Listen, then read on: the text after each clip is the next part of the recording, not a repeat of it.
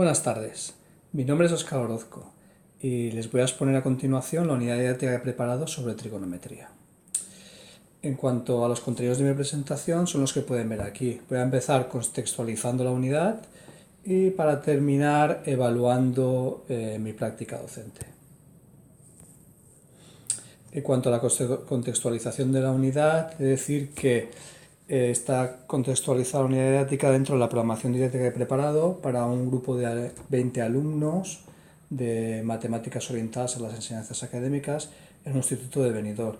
De resaltar que el nivel de estos alumnos es un nivel medio.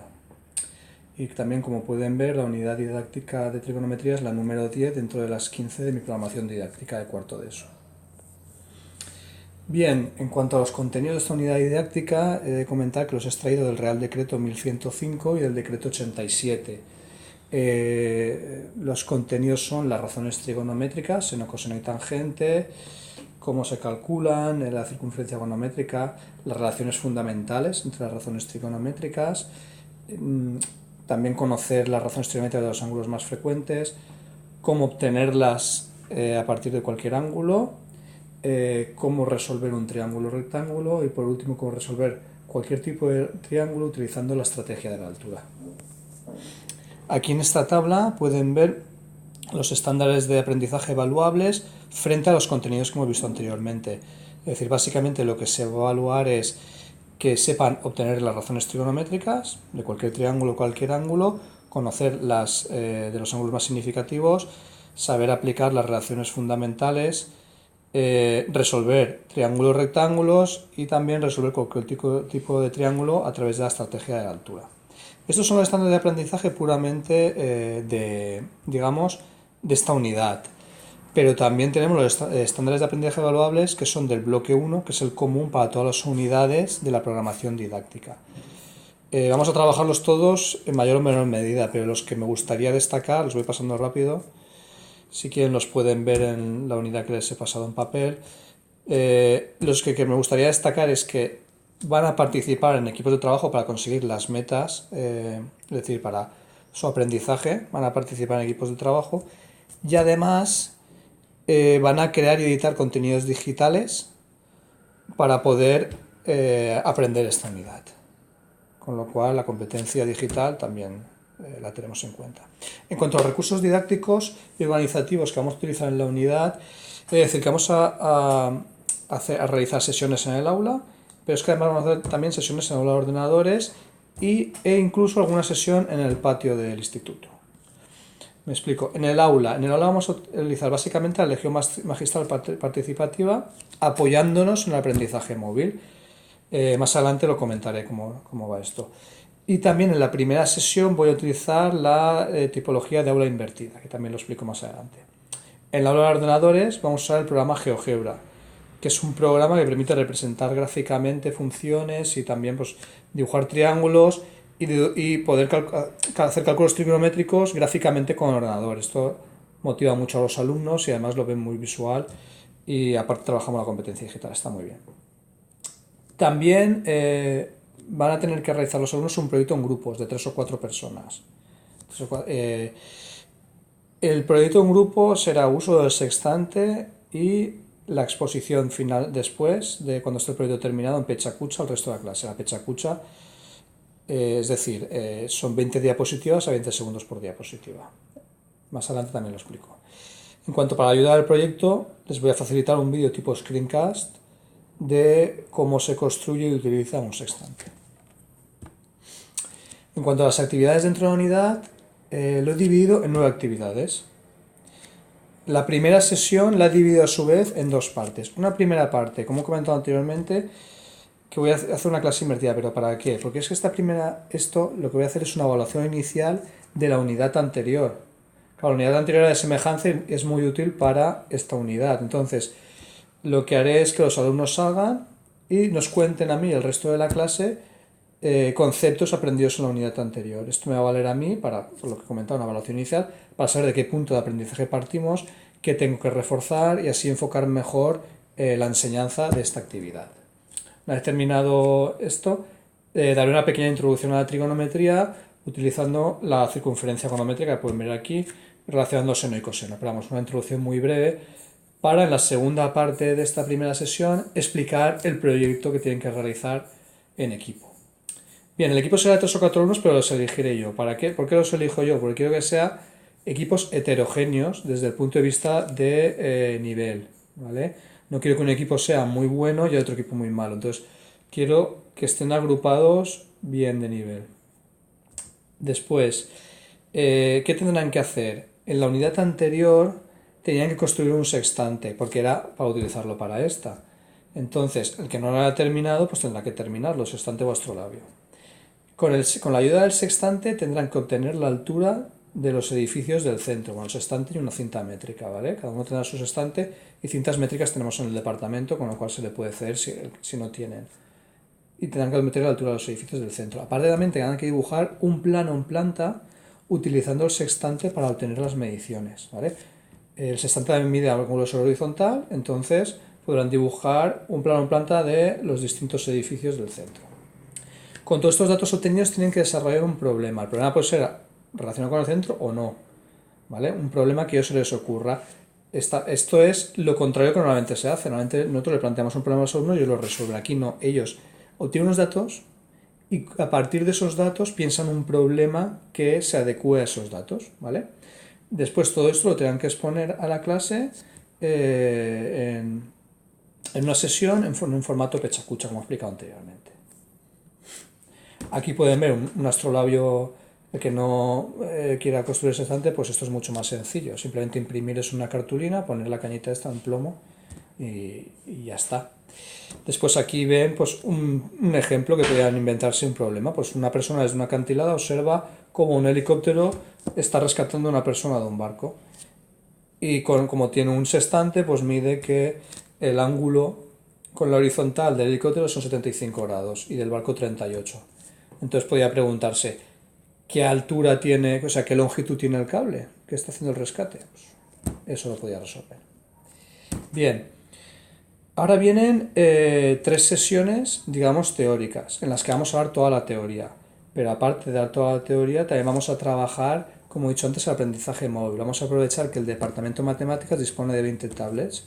Estas 20 tablets, bueno, no hará falta ni usar todas porque las repartiré por parejas. Yo les lanzaré ejercicios a través del ordenador de clase con las aplicaciones Kahoot, EducaPlay, incluso con el Google Forms. Entonces me contestarán.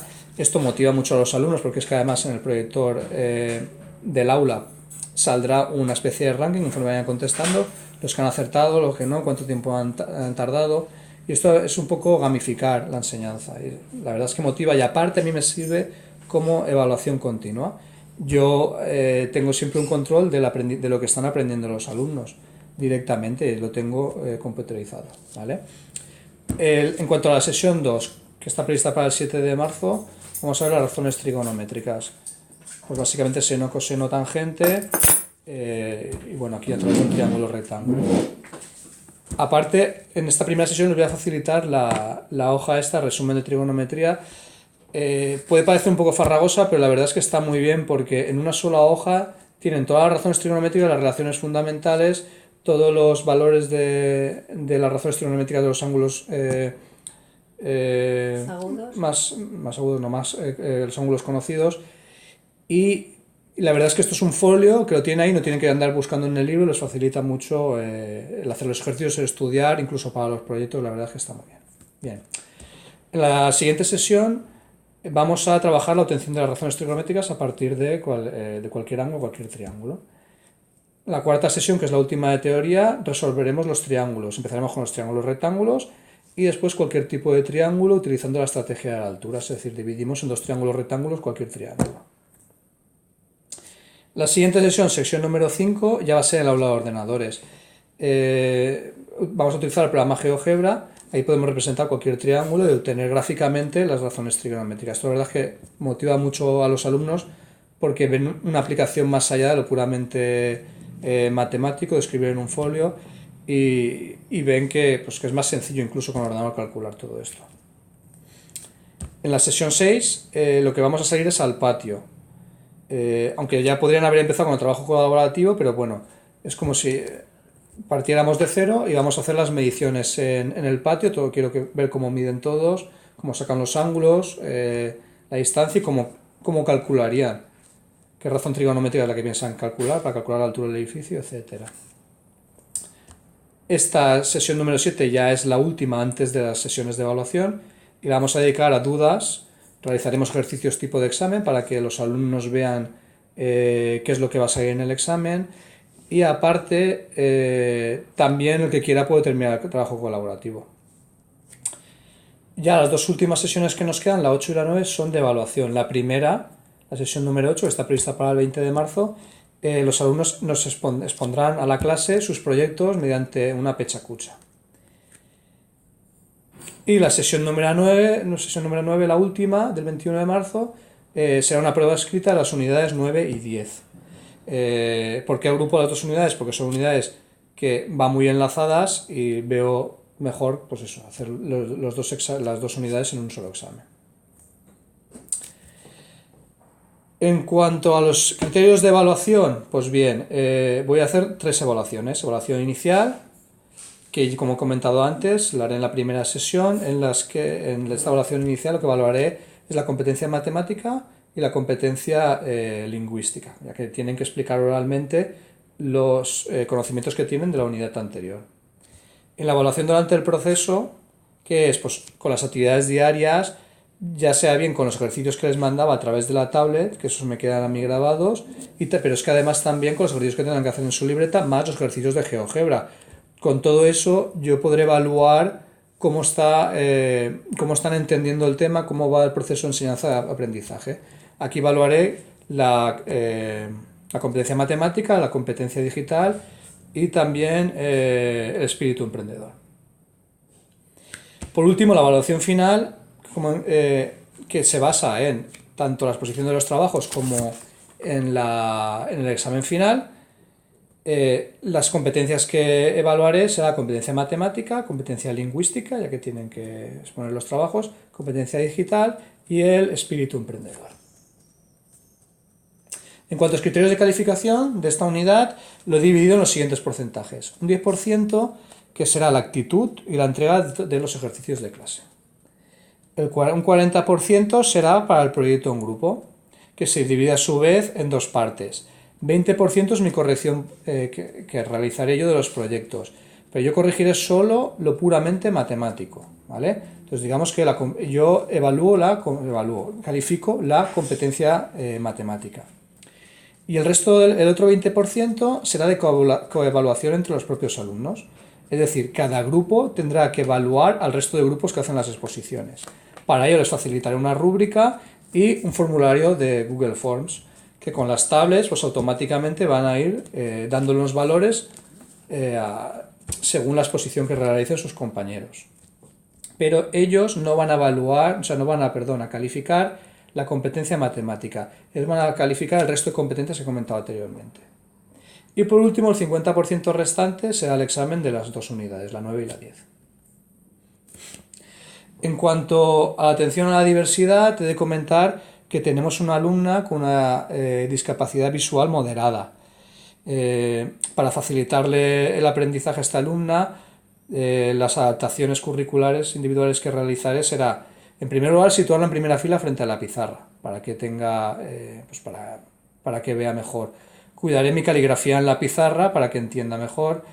Los materiales y el examen se lo facilitaré en un formato A3 u otro ampliado para que el tamaño de letra sea más grande, también procuraré que tenga mejor contraste a la letra. Utilizaré papel mate para que no tenga brillos que le puedan distraer. Después, de cara al trabajo, ella utilizará un sextante con visor óptico que tenemos en el departamento de matemáticas, ya que este tiene aumentos y además tiene una óptica para poder regular y adaptar a la visión de cada uno, y así le será más fácil hacer las mediciones. Y aparte, para el examen, al ser también un examen que tiene bastante parte gráfica y tiene que fijarse, pues le aumentaré el tiempo del examen al que ella necesite para que pueda terminarlo con normalidad. Y por último, en la evaluación con mi práctica como docente, al final de la unidad les facilitaré a los alumnos formulario de Google en el que tendrán que evaluar el proceso de enseñanza-aprendizaje de esta unidad. Por supuesto, este formulario es completamente anónimo para que los alumnos puedan opinar libremente y poner qué es lo que más les ha gustado, qué es lo que menos, qué cambiarían, en aras de yo procurar mejorar mi docencia para los siguientes cursos. También yo me voy a autoevaluar. Voy a valorar el nivel de consecución de los ítems que pueden ver aquí, como por ejemplo, pues, si mantengo el interés del alumnado partiendo de sus experiencias con un lenguaje claro y adaptado, o si distribuyo el tiempo adecuadamente. Intentaré ser lo más objetivo que pueda y ya está. Pues bien, esto ha sido todo.